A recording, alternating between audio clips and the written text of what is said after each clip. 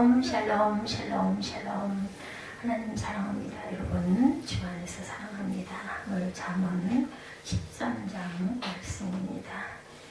제가 주일 준비를 하면서 보니까 성금요일이 굿 프라이데이, 저는 이걸 처음 봤어요. 찾아봤더니 그리스도가 십자가의 죽으심을 기념하는 날이기 때문에 좋은 금요일, 굿 프라이데이라고, 저희는 성금요일 하면 아주 그냥 성스럽게 더 고난에 동참하는 그런 마음으로 이렇게 가야 되는구나 생각했는데 또 그게 그렇지 않더라고요. 이렇게 얘기한다. 세종목욕식일 목요일 날 있었죠.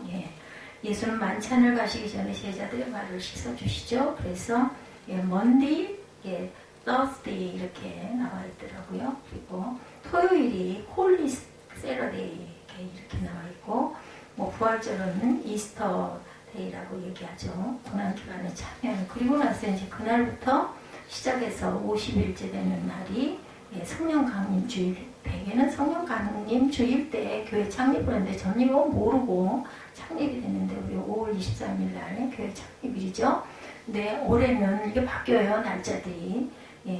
5월 31일이 성령 강림 주일. 그래서 부활절 그날부터 이 성령 강림주일 갈 때까지 매일매일이 부활절이다 이렇게 간다고 이렇게 합니다. 그래서 우리가 부활했죠.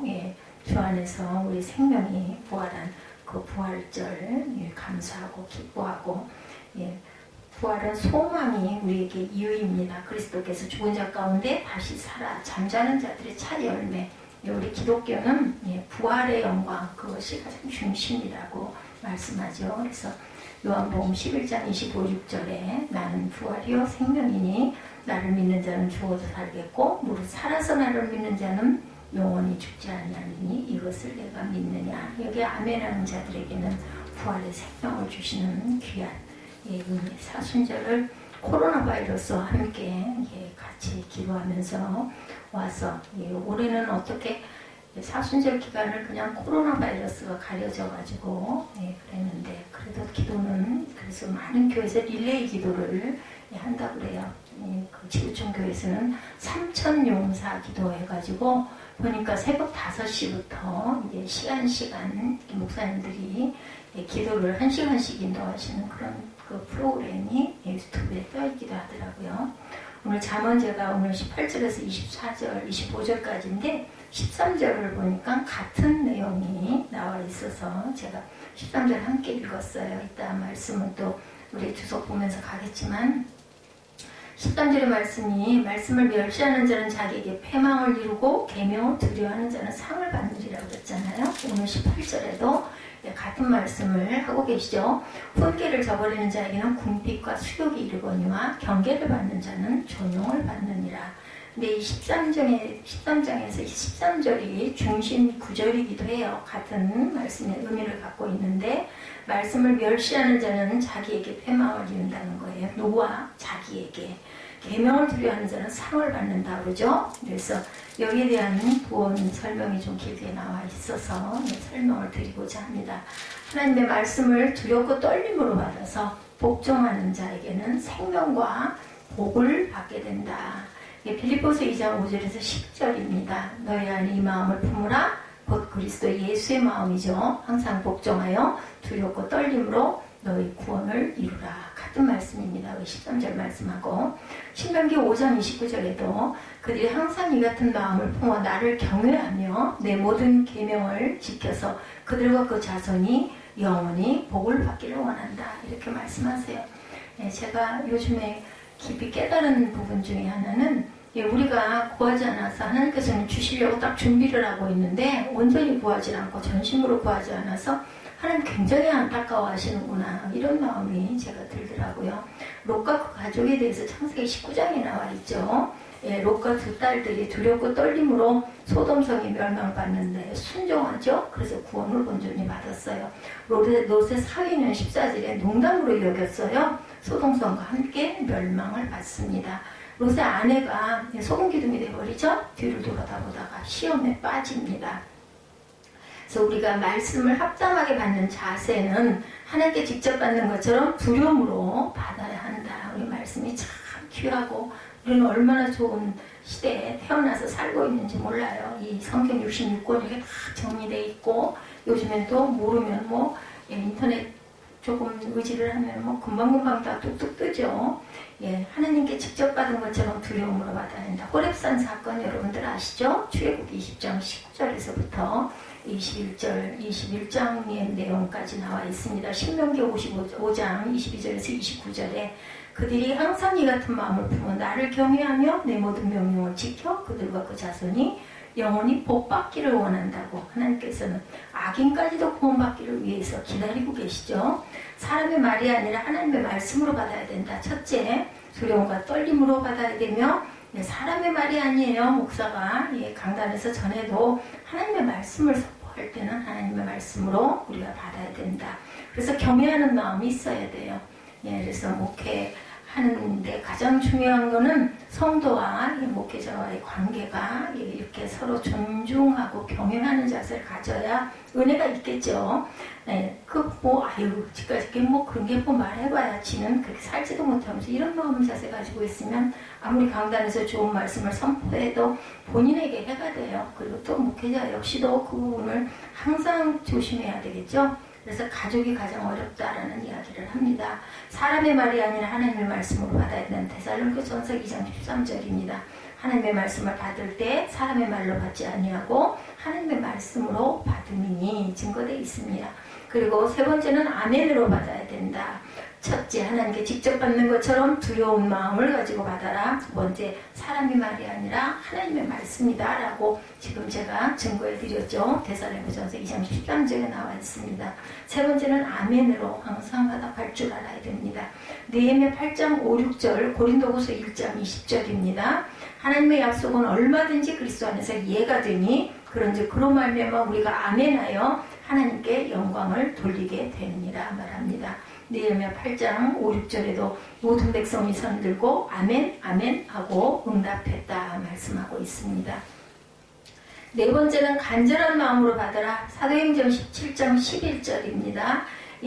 간절한 마음으로 말씀을 받고 이렇게 나와 있습니다. 그리고 날마다 그 말씀을 상고한다, 기억한다라는 거죠.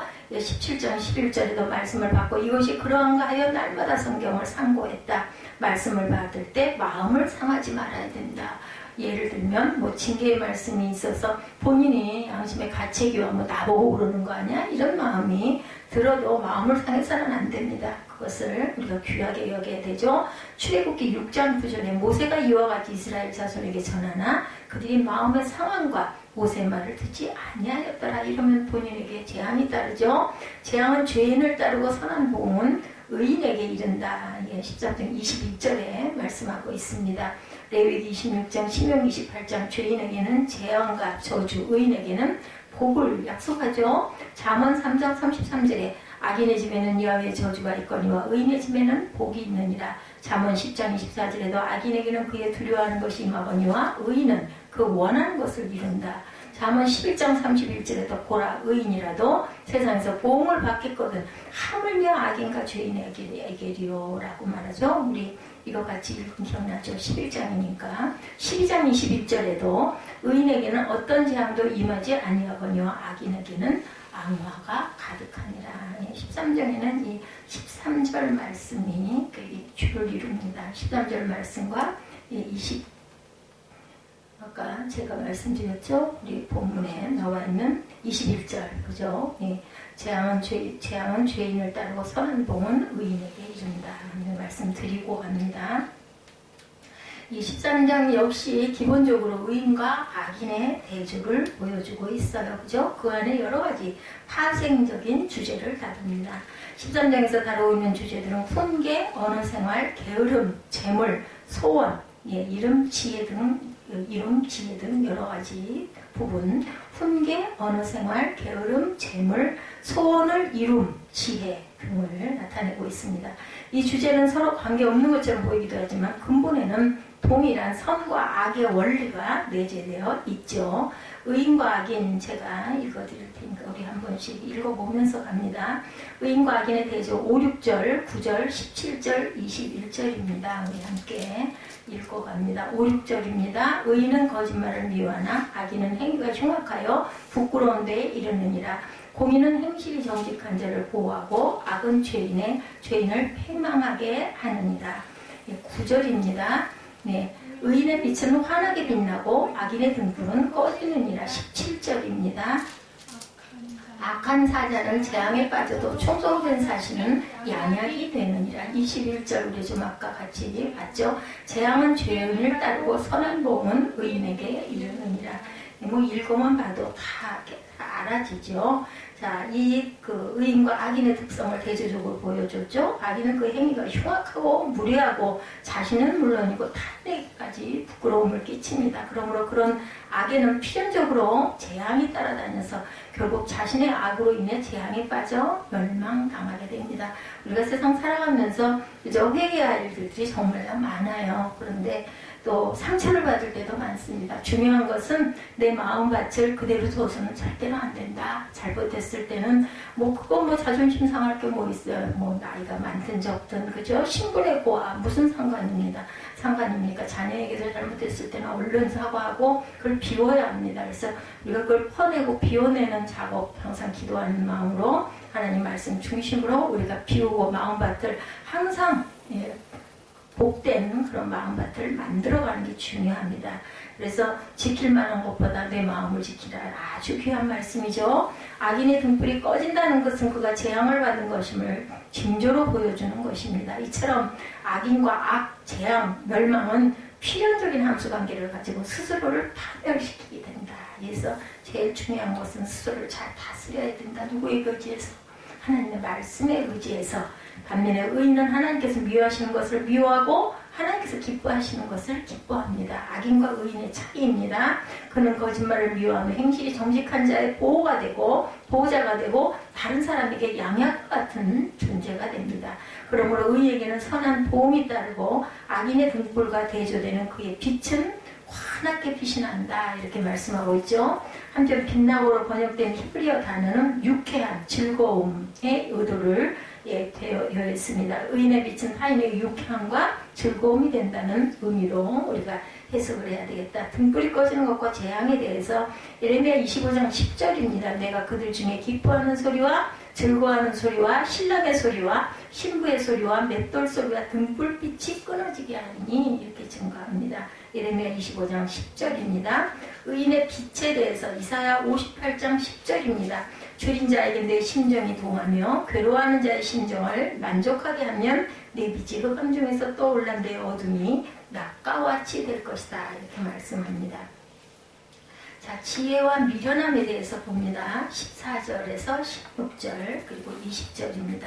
14절에서 16절 봅니다.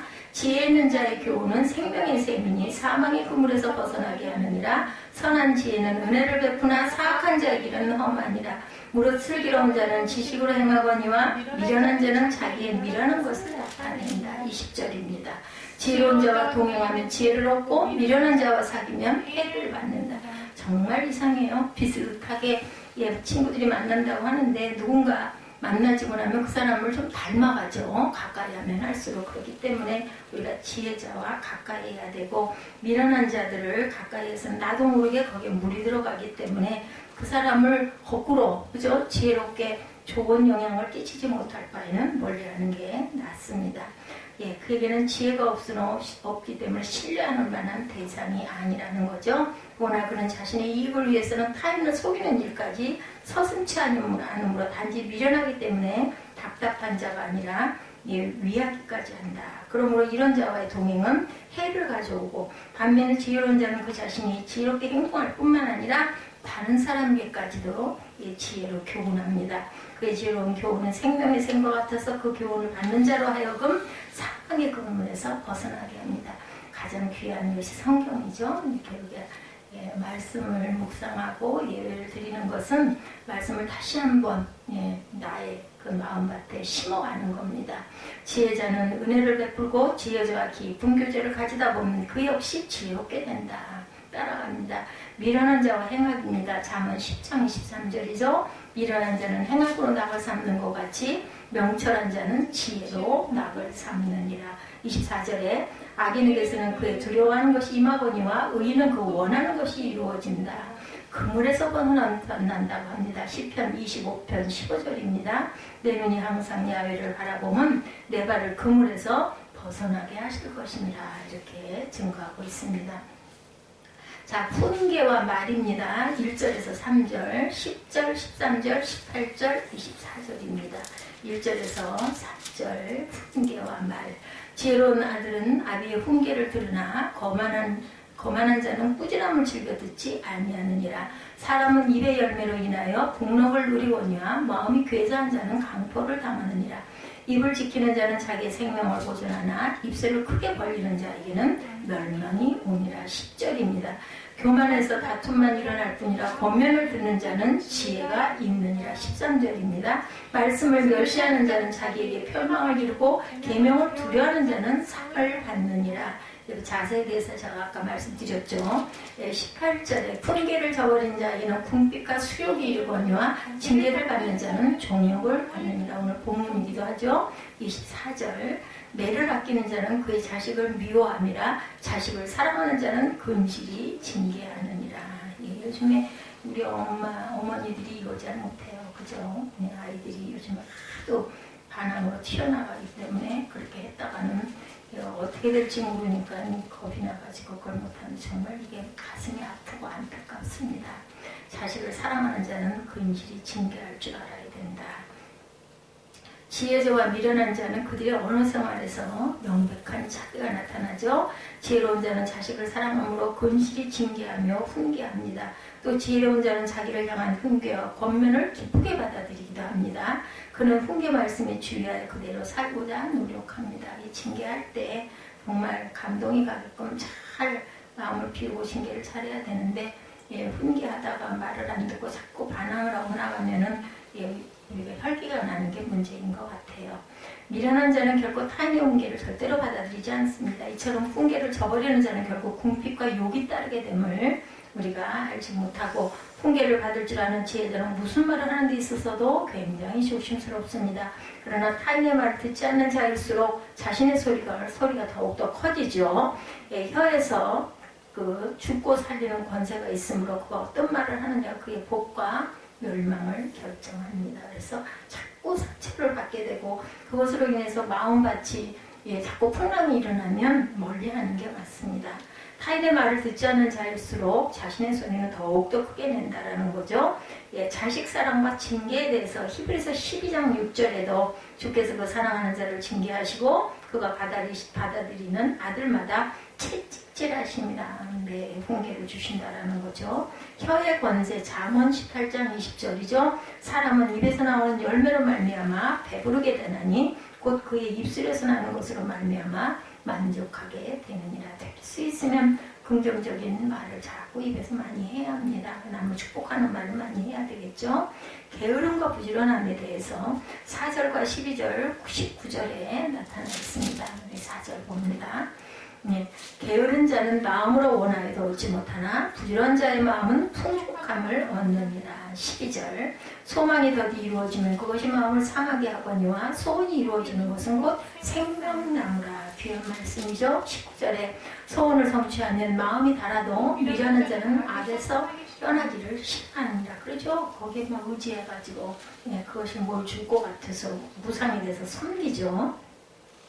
이 부분 역시 의인과 악인의 구도에 속하는 의인, 지혜자, 부지런함과 게으름 이런 부분의 개념을 나타내고 있습니다. 게으른 자는 무엇을 마음에 원하지만 그것을 얻기 위한 행동을 취하지 않습니다.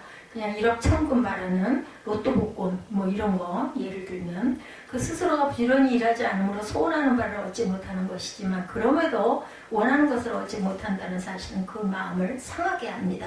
예, 그래서 막 원망하죠. 여기서 그의 괴로움과 미련함이 함께 드러나는데 그런 소원을 성취감으로써 자기의 마음을 편하고 즐겁게 하기 위해 부지런히 일하고자 하지 않고 그냥 거저 얻으려고 게으름을 고집하죠. 예, 그러나 부지런한 자는 소원하는 바를 자신이 부지런히 일하는 것을 통해서 얻어내고 맙니다. 생명나무와 같고 그 마음을 달게 하는 소원의 성취를 생활 속에서 경험하고 기뻐하죠. 그리고 아주 귀중하게 생각을 하게 되죠. 게으른 자와 미련한 자 잠언 26장 16절에 게으른 자는 사리에 맞게 대답하는 사람 7보다 자기를 지혜롭게 여긴다 말합니다. 예, 게으른 자는 사리에 맞게 대답하는 사람 7보다 자신을 지혜롭게 게으른 자, 미련한 자죠. 소원을 두고 행합니다. 빌립보서 2장 13절 우리 잘 아는 말씀이죠. 너희 안에서 행하시는 이는 하나님이시니 자기의 기쁘신 뜻을 위하여 너희에게 소원을 두고 행하게 하신다 말씀합니다. 재물에 대해서 7절에서 8절, 11절, 22, 3절, 25절입니다. 7절, 8절 보도록 합니다. 스스로 부한 체하여도 아무것도 없는 자가 있고 스스로 가난을 체하여도 재물이 많은 자가 있느니라. 8절 사람의 재물이 자기 생명의 속전일 수 있으나 가난한 자는 협박을 받은 일이 없느니라. 11절입니다. 망령되어 얻은 재물은 줄어가고 손으로 모은 것은 늘어나니라. 열심히 수고하고 땀 흘려서 모은 것은 늘어난다는 거죠. 22, 3절입니다. 선인은 그 산업을 자자손손에게 끼쳐도 죄인의 재물은 의인을 위하여 쌓이느니라. 가난한 자는 밭을 경작함으로 양식이 많아지거니와 불의로 말미암아 가산을 탕진하는 자가 있다라고 말씀합니다. 25절에도 의인은 포식하여도 악인의 배는 줄이느니라. 이게 뭐 아무리 많아봐야 소용이 없는 거죠. 의인은 포식을 해요. 근데 악인은 항상 배가 고파. 그죠? 영적으로도 그죠? 늘 배가 고파서 항상 뭐가 없나 하고 찾아가게 되고 그러다 보면 그 사람이 보기에도 굉장히 불안해 보이죠? 사람의 소유 정도와 그 사람의 됨됨이가 직접적으로 연관되는 것은 아닙니다. 성경은 부자나 가난한 자를 그들의 부요함이나 가난함을 이유로 정죄하지 않습니다. 예, 재물이 많다고 나쁜 게 아니에요. 그죠? 재물이 많고 적으면 문제가 되지 않습니다. 물론 하나님의 일반적인 섭리로 성실히 일하는 사람은 재물을 모을 수가 있고 불법적으로 재물을 모으려고 하는 사람은 언젠가 그 모든 재물을 잃어버리게 되는 날이 오죠. 일반적으로 하나님께서는 하나님의 법칙에 맞게 사는 사람을 축복하시고 그것에 어긋나는 사람을 징벌하십니다. 때로 그것은 이 현실 세계에서도 그대로 표현되죠. 그러나 때로는 그러한 심판이 현세에서만 국한되지 않는다. 내세까지 연결된 것으로 나타나기도 합니다. 하나님의 백성들은 세상적인 흐름과 환경이 아닌 하나님의 말씀대로 사는 사람들이기 때문에 비록 현세에서 다 보상받지 못한다 하여도 하나님이 원하시는 바른 길 정당한 방법을 선택해야 되죠. 재물은 이 세상에서 살기 위해서는 없어서는 안 되는 거지만 결국 그것은 심판의 날에 무익한 것임이 드러날 것이기에 그보다 오히려 하나님의 뜻대로 사는 생활 방식을 우리가 선택해서 하늘에서 상급이 있으면 그 세계는 얼마나 길어요? 지금 우리 현세에서 눈에 보이지 않는다 하더라도 뭐 죽어서까지 무슨 상관이 하지만 죽어보고 나면 그 다음에 얼마나 후회를 할까요? 더 긴 영원한 세월이 있다는 걸 우리는 믿고 가기 때문에 믿지 않는 사람들에게는 해당이 안 되겠지만 하나님의 나라는 분명히 있거든요. 성실과 가난에 대해서 잠언 28장 6절입니다. 가난하여도 성실하게 행하는 자는 부유하면서 굽게 행하는 자보다 나으니라 말씀합니다. 재물은 심판날에 무익합니다. 잠언 11장 4절에 재물은 진노하시는 날에 무익하나 공의는 죽음에서 건진다고 했어요. 그죠? 그래서 얼마나 우리가 재물을 가치 있게 귀하게 사용하느냐에 따라서 이렇게 악인과 선, 사망과 생명으로 나뉜다라는 거. 기껏 태어나서 고생해서 모아가지고 좋은 일에 쓰지 않고 끌어모아 안고 있다가 돌아가고 나면은 상급도 없고 얼마나 억울하겠어요. 그죠? 근데 그 중에 가장 중요하고 기본적인 개념, 성경은 의인과 악인을 여러 가지 모습으로 표현하는데 그것은 그들 각자의 하나님과의 관계가 아주 중요하다. 의인은 하나님과 인격적인 관계를 갖고 있기에 악인처럼 살 수가 없어요. 살려고 해도 그죠? 그리고 가치관 자체가 다릅니다. 의인은 항상 신전 의식을 가지고 삽니다. 우리 그리스도인 역시 이런 정신을 가지고 구별된 삶을 살아가야 되겠죠. 징계에 대해서 많이 나타나고 있습니다. 솔로몬은 이렇게 말합니다. 초다를 참아 못하는 자는 그 자식을 미워함이라. 자식을 사랑하는 자는 근실이 징계한다. 오늘 24절에 매를 아끼는 자, 여기 그 옛날 성경에는 초달로 나타나 있네요. 매를 아끼는 자는 그 자식을 미워함이라. 자식을 사랑하는 자는 근실이 징계하느니라. 예. 초달이란 히브리 원어로 쉐베트라고 해요. 예, 고성경에 이게 오히려 더 가까이 나와 있는데 우리는 많이 들어보지 못한 단어죠. 회초리를 말합니다. 초달이라는 것은 쉐베트, 히브리 원어로. 예, 그 자식을 잘못할 때 때리는 매가 따로 있다고 해요. 따로 정해져 있습니다. 자식을 사랑하는 자는 근실이 징계한다. 우리가 살다 보면 종종 징계를 받을 때도 있고 사람을 징계할 때도 있습니다. 자기가 자기를 징계할 때도 있죠. 내가 잘못했을 때 후회하고 회개하고 다시는 그런 일을 하지 않도록 우리가 조심해야 되죠. 어떤 이는 조그만 죄책감으로 전봇대 위에 올라가서 24시간 매달려 있는 법을 스스로 가했다고 해요. 어떻게 이렇게 했을까요? 어떤 이는 발가벗고 장미밭에 뒹굴기도 했다고 합니다. 얼마나 아팠을까요? 막 자기를 가해야 하는 거죠. 어떤 이는 참여하는 마음으로 계단을 무릎으로 기어서 오르기도 했다고 합니다. 이러면 절대 안 하지 않겠어요? 예, 여기도 미련해 보이지만 사실은 정말 얼마나 간절하면 이것으로 자기 죄를 사하겠다. 자기가 자기를 징계하는 모습입니다. 남에게 자기를 징계하여 달라고 요청하는 경우도 있습니다. 나를 좀 때려달라고, 그죠? 예, 그런 예는 우리 많이 보죠? 예, 자녀가 잘못하면 엄마가 아빠가 네가 나를 좀 이 회초리로 나를 좀 때려라 라고 해가지고 또 선생님도 이런 경우를 제가 본 기억이 납니다. 남에게 자기를 징계해달라고 합니다. 어느 왕은 아침에 일어나면 신 한 명을 시켜서 이건 뭐 많이 나와 있는 예이기도 해요. 사람이 죽은 해골을 쟁반에 바쳐와서 보여주게 합니다. 그리고 말하게 한다고 그래요.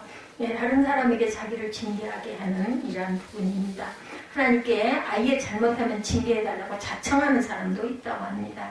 나는 어떤 그 가나안 농군학교 이 김용기 장로님이 경영하시던 신림학교에 입학해서 훈련을 받은 분 한 분이 이렇게 말씀합니다. 하나님 내 다리가 잘못하거든 내 다리를 분질러서라도 나로 바로 가게 하소서. 내 눈이 죄를 지으면 이거는 성경에 나와 있죠. 눈을 빼서 그죠? 지옥에 두 눈 갖고 가는 것보다는 한 눈을 못 가져가더라도 그 정도 한 눈으로라도 천국 가게 해줘. 이런 건 많이 나와 있습니다. 내 손이 잘못하면 내 손을 잘라. 이 구약에는 보면 이렇게 손을 하나 잘라버리는 그런 벌도 있어요. 그죠? 죄를 지면. 자, 이런 기도를 대중 앞에서 당당히 하셨다고 그래요. 이도 가나안 농군학교를 나오신 장로님 한 분이 징계를 달라고 과감한 기도를 하셨다고 합니다. 내 눈이 죄를 지면 내 눈을 빼버려 주시옵소서. 내 손이 잘못하면 내 손을 잘라주소서. 아, 이렇게 대중 앞에서 기도를 했는데 어떻게 그 죄를 짓겠습니까? 그죠? 근데 하나님께서도 우리에게 징계를 주실 때가 종종 있습니다. 그러면 그런 징계의 정체는 뭘까? 징계를 받으면 징계에 대하여 반응하는 자세가 달라요. 자, 여러분들 함께 보십시다. 분노형이 있습니다. 야곱이 대표적인 사람이에요. 징계를 받을 때 내게 하필이면 이런 징계가 임하였나라고 분노하는 형이 있었어요. 에서가, 그죠?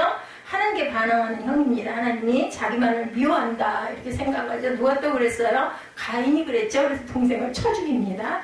그죠? 근데 땅에서 막 소리가 나요. 그죠? 하나님이 다 알고 보고 계시는데 얼마나 무서웠을까요? 그렇게 하고 그래서 땅에서 소리가 나니까. 야곱은 아버지 이삭이 자기를 미워한다고 생각합니다. 형 에사우만을 사랑하고 있다고 여겼어요. 편애하고 있다고 여깁니다. 그래서 화가 나. 그는 위장하고 들어가서 축복 기도를 훔쳤어요. 그죠? 야곱이 바로 분노형이라는 거예요. 야곱이 나중엔 이 야곱이 회개를 하고 이스라엘이라는 이름도 받았지만 근데 거기에 또 좋은 점도 있는 거죠. 근성이 있었어. 죽어도 난 이걸 할 거야. 이랬기 때문에 승리하게 되죠. 나중에는 하나님이 또 만드시죠. 요셉의 형제들도 마찬가지입니다. 아버지 야곱이 요셉만 사랑하고 자기들을 미워한다고 생각하고 왜 우리 그 셋 내잖아요, 그죠? 뭐 엄마는 뭐 둘째만 사랑해 뭐 이런 말들 많이 하죠. 얘들은 또 배다른 형제였기 때문에 오죽 했을까 생각이 듭니다. 그리고 요셉을 팔아버리죠. 구덩이에다가 버리죠. 구덩이에 예전에는 그 옛날에는 구덩이에다 넣으면 못 나왔대요. 미끄러워가지고 올라올 수가 없대요. 죽어요 거기서. 그랬다가 그래도 또 요셉을 팔죠. 요셉의 형들도 분노형입니다. 두 번째 체념형이 있어요. 요나가 여기에 속합니다. 체념하죠. 하나님은 절대 주권자에게 징계를 줘도 어쩔 수 없다고 체념하고 받아들이는 형입니다. 하나님은 복수하는 하나님 정도로 받아들이고 있습니다.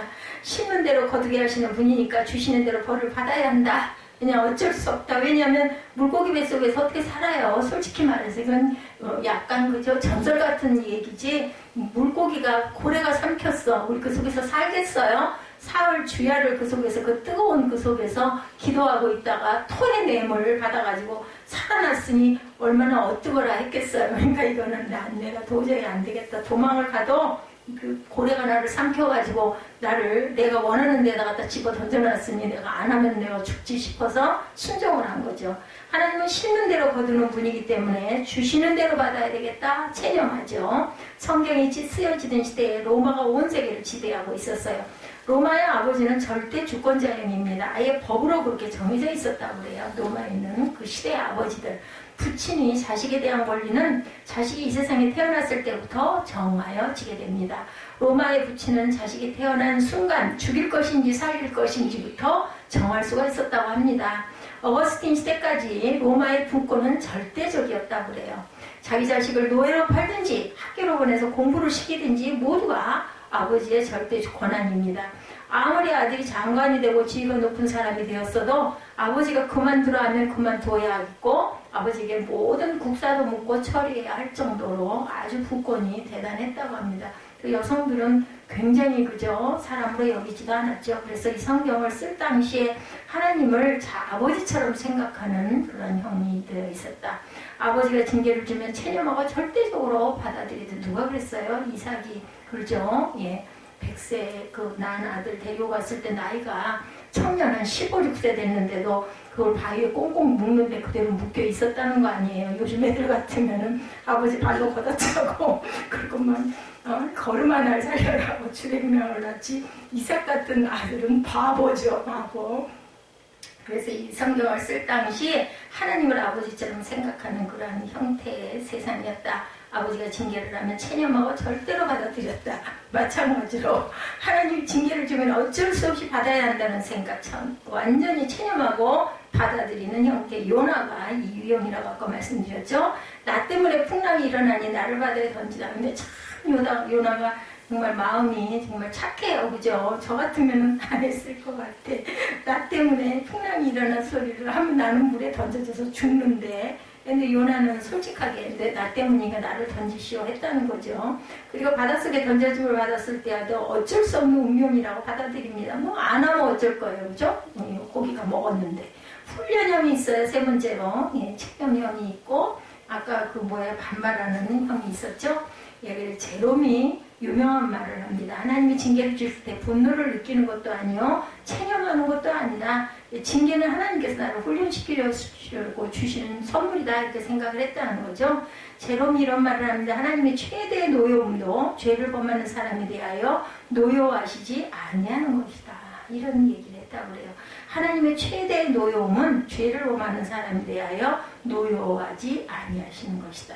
하나님의 가만히 두는 자가 우리가 생각할 때는 아이고 다행이다. 근데 사실은 그게 아니라는 거죠. 이 말의 깊은 뜻은 하나님이 죄를 범한 인간에게 주는 최대의 벌은 상관하지 않고 내버려 두는 것이라는 의미입니다. 욥이 이런 유형에 속하죠. 욥은 고난을 받을 때 이렇게 말합니다. 욥기 23장 8절에서 14절에 그런데 내가 앞으로 가도 그가 아니 계시고 뒤로 가도 보이지 아니하며 그가 왼편에서 일하시나 내가 만날 수 없고 오른편에 돌이키시나 배울 수 없구나. 나의 가는 길을 오직 그가 아시나니 그가 나를 단련하신 후에는 내가 정금같이 나오리라. 내 발이 그의 걸음을 바로 따랐으며 내가 그의 길을 지켜 치우치지 아니하였고 내가 그의 입술의 명령을 어기지 아니하고 일정한 음식보다 그 입의 말씀을 귀히 여겼구나. 그는 뜻이 일정하시니 누가 능히 돌이킬까? 그 마음에 하고자 하시는 것이면 그것을 행하시나니 그런즉 내가 작정하신 것을 이루실 것이라. 이런 일이 그에게 많이 있느니라. 욥기 23장 8절에서 14절입니다. 욥은 하나님이 자기를 징계하실 때 자기를 훈련시켜서 크게 쓰시려고 하는 특별한 계획을 가지고 있다고 믿었던 거예요. 믿음이 있으니까. 이것이 하나님으로부터 징계받을 때 야곱같이 분노하는 사람이 있고 요나같이 체념하는 사람이 있고, 그리고 이제 받아들여야 되겠다라고 훈련받는 것이라고 인정하는 욥과 같은 자세가 가장 좋죠. 근데 정말 어렵죠. 말은 쉽지만 도대체 징계는 어떤 의미로 쓰이는 것일까 봅니다. 징계는 하나님이 사랑하신다는 증거라는 거죠. 우리 징계받기 다 싫잖아요. 근데 하나님이 사랑하신다는 그 증거다. 솔로몬은 말합니다. 훈련을 저버리는 자에게는 궁핍과 수욕이 이르거니와 경계를 지키는 자는 존용을 받느니라. 이렇게 말씀합니다. 경계를 지키는 자는 존용을 받는다. 이 잠언은 솔로몬이 썼잖아요. 그죠? 히브리서 기자도 말합니다. 히브리서는 그 바울이 썼다라고 알려져 있습니다. 정확하지는 않습니다. 히브리서 12장 6절입니다. 주께서 그 사랑하는 자를 징계하시고 그의 받으시는 아들마다 채찍질 하십니다. 그래서 징계가 없으면 사생아이다 말씀하고 있습니다. 너희가 참음은 히브리서 12장 7, 8절입니다. 너희가 참음은 징계받기 위함이라. 하나님이 아들과 같이 너희를 대우하시나니 어찌 아비가 징계하지 않는 아들이 있으리요. 징계는 다 받는 것이오늘 너희에게 없으면 사생자여 참 아들이 아니니라. 그러니까 우리가 죄악을 저질러도 악하게 살아도 잘만 살아? 하나님 무슨 하나님 이런 얘기하는 게 사실은 온전한 게 아니죠. 그 잘 사는 사람은 점점 구원의 기회를 잃어가는 겁니다. 그러다 죽으면 그냥 그죠? 영생이 없으니까. 징계가 있다면 사생아가 아니라 참 아들이라는 거죠. 그래서 버나드쇼라는 사람은 하나님께 기도합니다. 주여 나에게 노하여 주옵소서. 뭐예요? 징계하여 주옵소서라는 거죠. 그래서 나를 깨달아 알게 해달라. 어느 교회 목사님이 무교병원 쓴나물과 함께 먹으라는 설교를 하셨어요. 예배가 끝난 후 한 사람이 면담을 요청합니다. 목사님이 마주 앉아서 저는 참 목회 거절하는 거죠. 참 골치 아플 것 같아요. 그죠? 그는 품속에서 칼을 꺼내듭니다. 그리고 눈물을 흘리며 말합니다. 나는 오늘 처음으로 교회에 나온 사람입니다. 나는 채무자입니다. 나에게 돈을 구워준 사람이 얼마나 나를 못살게 구는지 나는 그에게 이 칼로 복수하려고 준비하고 있었습니다. 그러다 오늘 목사님의 말씀을 듣고 쓴나물도 먹기로 작정하게 되었습니다. 지금 내 마음이 이렇게 편할 수가 없습니다. 저는 아주 굉장히 기쁘셨겠어요. 그죠? 나에게 주는 고난은 나로 하여금 하나님을 만나게 하시는 뜻이 들어있는 것인 줄 믿게 되었습니다. 이렇게 고백을 했다고 합니다. 참 이럴 때 목회하는 감동이 있죠. 징계는 또한 사랑이라는 거죠. 부모가 자녀를 매질하였다면 이는 사랑입니다. 그러므로 징계를 받을 때는 하나님이 나를 사랑하시게 주신 것이다. 우리가 이렇게 믿어야 됩니다. 60일 먹었든 80일 먹었든 하나님과 나오는 그저 아이예요. 아이 하나님 앞에. 우리나라에는 조상매라는 체벌이 있었다고 전해지고 있다고 해요. 조상매. 자녀가 잘못을 저지르면 부모는 자식을 데리고 조상 묘 앞으로 가서 회초리를 들어서 자기 종아리를 자기가 치면서 말했대요. 자녀를 때리는 게 아니라 자기 종아리를. 내가 너를 잘못 가르쳐서 내가 그렇게 하니 내가 조상 앞에서 견딜 수가 없다. 그래서 내가 조상 앞에서 매를 맞아야 된다. 자신의 다리를 때렸다고 합니다. 이때만큼 자녀가 아픈 적은 없다는 거죠. 얼마나 가슴이 아프겠어요. 그죠? 징계는 자녀가 제일 데려가는 사랑의 표시고 하나님께서 우리에게 징계를 주실 때도 당연히 그렇다는 거죠. 그래서 하나님께서는 사랑하는 자에게 다음과 같은 징계를 주십니다. 병으로 징계하실 때가 있고 교통사고로도 징계하실 때가 있습니다. 사업의 실패로 가족 중에 누구를 먼저 데려가시는 징계를 할 수 있습니다. 그러나 이 모든 것은 다 사랑 안에서 주시는 징계라는 것을 우리가 믿고 또 우리가 그것을 감사하게 받을 줄 알아요. 말이 쉽지 굉장히 어렵죠. 자기 자녀를 데려갔어요. 그죠? 그랬을 때 이것이 사랑으로 주는 징계다 이렇게 아무렇지도 않게 받아들이기 얼마나 어렵겠습니까? 롯이 아브라함을 떠나 죄악의 속을 소돔과 고모라로 들어간 적이 있었죠. 그러나 아브라함은 롯의 가정의 구원을 위해서 하나님께 간구합니다. 하나님께서는 아브라함의 기도를 응답하시죠. 롯은 아브라함에게 4번 빚을 졌어요. 첫 번째, 아브라함은 롯을 가나안 땅으로 데리고 왔고 롯을 부자로 만들어줬어요. 아브라함은 롯이 붙들려 갔을 때 구출도 해줬었죠. 예, 자기 부하들 데리고 가서 308명 데리고 가서 데려옵니다.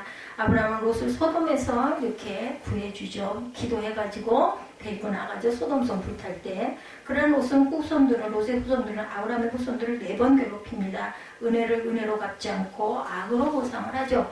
롯의 후손들은 모압과 암몬 사람들입니다. 모압과 암몬은 이스라엘 백성들을 4번이나 괴롭힙니다. 첫 번째, 모압 선지자 발람은 이스라엘을 저주하려고 합니다. 예후다 시대에 롯의 후손들이 이스라엘을 침공합니다.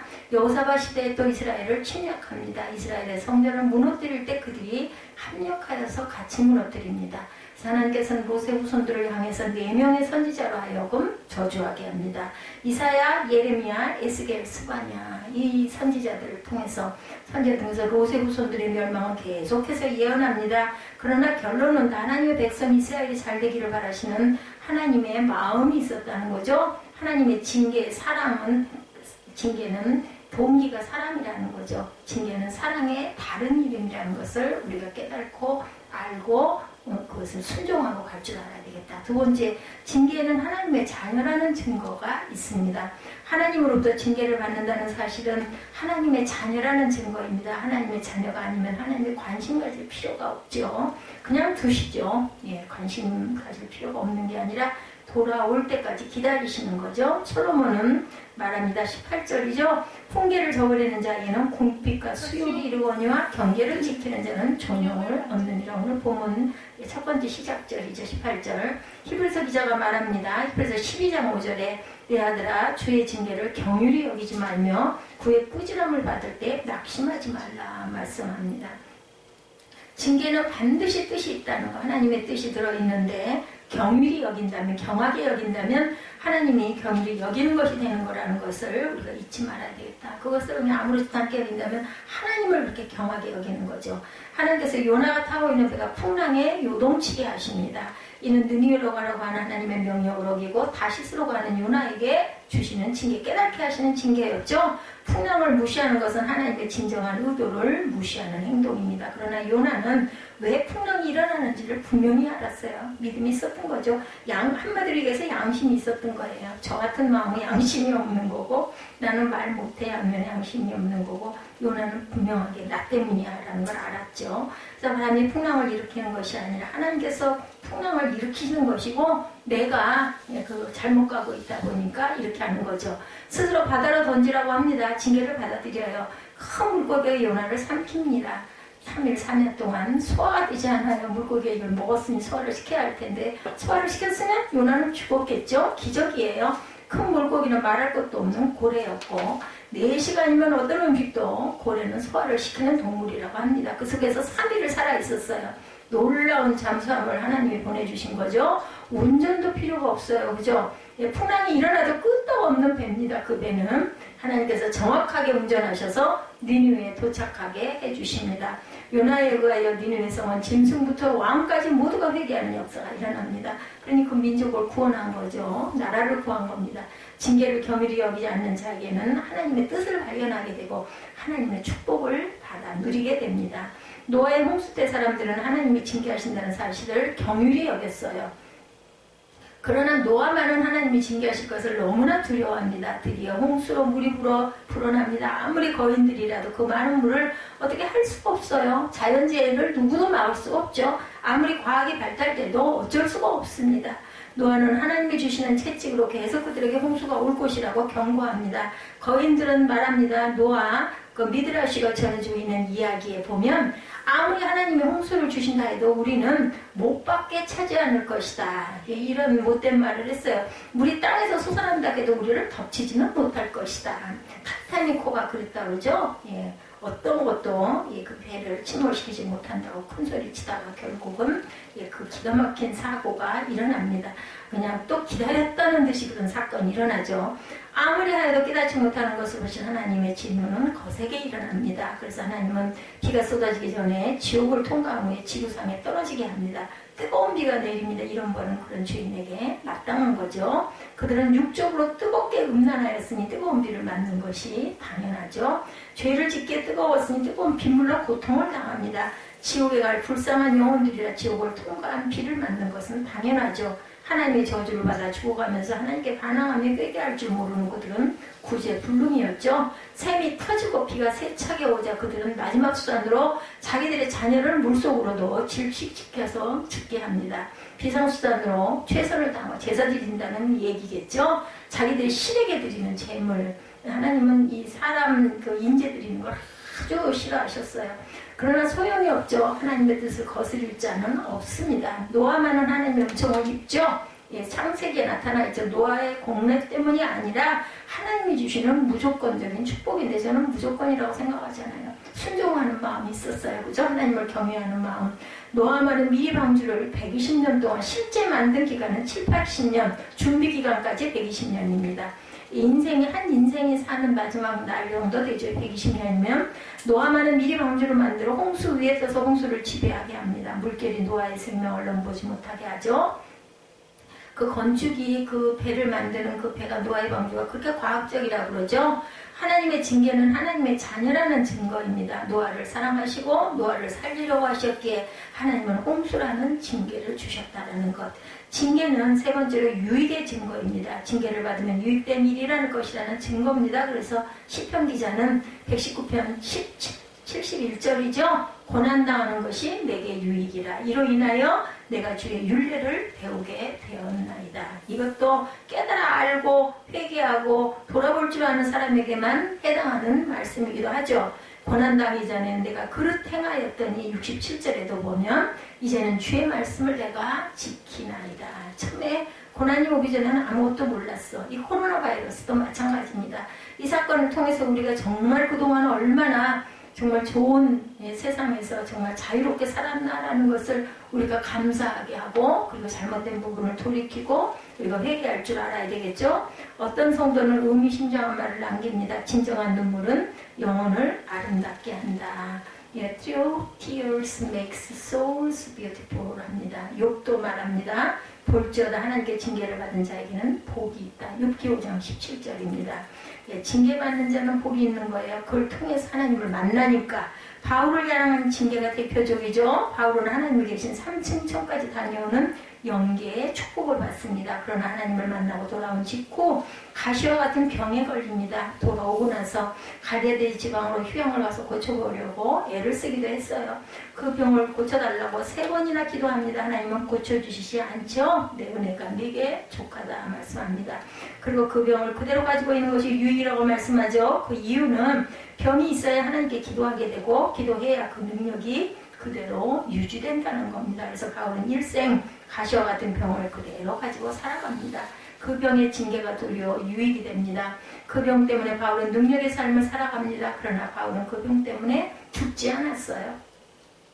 누가라는 의사를 붙여서 늘 같이 지내게 하십니다. 하나님의 섭리는 정말 묘하죠. 좀 안 아프게 해주시고 다른 방법으로 해결을 하게 해주시지 하는 마음도 듭니다. 바울은 하나님께서 가시와 같은 병이라는 불치병을 주셨을 때 낙심했을 거예요. 그죠? 그러나 결론적으로 보니 바울에게는 유익한 것. 그 순간에는 너무나 고통스러웠을 겁니다. 그러므로 징계를 받을 때 절대로 낙심하지 말아야 되겠다. 미국으로 이민 간 집사님 이야기입니다. 미국으로 가기 전에 이미 이민 계획을 하고 영문학을 전공하고 싶었다고 그래요. 본인은 그걸 좋아했기 때문에. 근데 영문학과에서 그만 불합격을 받습니다. 제2지만 국문학과에 합격을 해요. 실망합니다. 내가 미국으로 이민 가고 여기 가서 영문학을 해가지고 내가 내 꿈을 펴려고 했는데 국문학을 해서 뭐 할까 이런 마음 들었겠죠. 할 수 없이 국문학을 공부합니다. 국문학과에 합격을 했기 때문에. 그리고 이민을 갔어요. 미국에 가서 교회를 중심으로 신앙생활을 열심히 합니다. 어느 날 주일 예배를 드리고 나오는데 담임 목사님이 사무실로 부르시더랍니다. 그리고 이렇게 말합니다. 집사님, 우리 교회 안에 한국어 학당을 만들려고 합니다. 그런데 가장 적임자는 집사님입니다. 미국이라 영문학을 공부한 분은 많은데 국문학을 전공한 사람은 집사님 한 분밖에 없습니다. 이러더라는 거죠. 그래서 크게 쓰임을 받게 됐다고 합니다. 안 되는 일이 오히려 거꾸로 잘 되는 일이 될 수도 있다. 내가 나를 아는 것보다 하나님이 나를 더 잘 아시죠. 예, 슈퍼맨의 주인공 크리스토퍼는 유명한 사람이 됩니다. 그가 등장하는 영화는 관객들로 인산인해를 이뤘어요. 그러던 그가 95년에 승마 경기 중에 말에서 떨어집니다. 불운하게 전신마비가 됩니다. 그는 휠체어를 타고 살아가는 역경을 맞이합니다. 그러나 그는 스타로스 죄를 물 마시듯이 저지른 것을 하나님이 징계하신 것이라고 생각합니다. 그래서 낙심하지 않고 뭔가 할 일을 찾아보기로 합니다. 그래서 휠체어를 타고 영화 감독이 되었다고 그래요. 자기가 배우로 이런 영화를 만들면 된다는 생각을 한 적이 있었다고 그래요. 그래서 조금도 좌절하지 않고 휠체어를 타고 영화 촬영 현장을 누비고 다닙니다. 어느 날 신문기자가 인터뷰를 통해서 이렇게 말합니다. 나는 일함으로써 분노나 좌절 대신 해방감을 느낀다. 많은 것을 빼앗겼지만 창조적인 길을 찾아낼 수 있게 된 것이 얼마나 행운인가. 징계를 통해서 더욱 유익하게 되죠. 팽이를 때리면 때릴수록 더 잘 돌죠. 팽이는 유익이 됩니다. 미국의 초대 대통령 조지 워싱턴이 승리하고 장군들과 함께 둘러앉았어요. 같이 즐겁게 축배를 들고 있었습니다. 이때 한 장교가 워싱턴의 모친에게 묻습니다. 어떻게 길렀기에 저렇게 자랑스러운 아들을 만드셨습니까? 모친이 대답합니다. 나는 아들에게 어떤 일이 있어도 순종하는 법을 가르쳤지요. 순종하지 않으면 징계를 서슴지 않았어요. 구세군이 전 세계에 복음을 증거하던 시절이었습니다. 이때 윌리엄 부스 장군은 구세군의 성도들과 사관들에게 늘 가르치는 것이 있었다고 합니다. 당신들은 어떤 경우라도 하나님의 말씀에 순종하고 공경하는 믿음을 가져야 합니다. 그리고 설교가 조웨트가 말합니다. 한 번은 구세군 사관 70명이 상부로부터 외국으로 선교하러 나가라는 명령을 받았습니다. 그런데 단 한 명도 어디로 나가게 되느냐고 묻는 이가 없었습니다. 그들은 모두가 다 어디로 보내주시든지 나가서 복음을 증거하겠다고 말합니다. 어디든 상관이 없는 거예요. 예. 그래서 이들은 하나님의 뜻대로 순종하지 않으면 하나님께서 어떻게 하시는지를 체험한 사람들이었다고 그러죠. 이렇게 하나님이 어떤 사명을 주고 어떤 징계를 주시더라도 무조건 순종하겠다고 하는 사람들은 하나님의 축복을 받아 누리게 된다는 것. 솔로몬이 결론합니다. 선인은 그 산업을 찾아 손손에게 끼쳐도 22절에서 25절이죠. 죄인의 재물은 의인을 위하여 쌓이느니라 라고 말씀합니다. 가난한 자는 밭을 경작함으로 양식이 많아지거늘 혹 불의로 인하여 가산을 탕폐하는 자가 있느니라. 초다를 참아 못하는 자는 회초리를 때리지 못하는 자는 그 자식을 미워하니라. 자식을 사랑하는 자는 그 인실이 징계하니라. 의인은 호식하여도 악인의 배는 줄이느니라. 아까 우리 하지 못한 오랜만에 전신갑 주려고 했는데 시간이 타임이 걸려서 제가 이거는 요 시간에 하면 되겠다고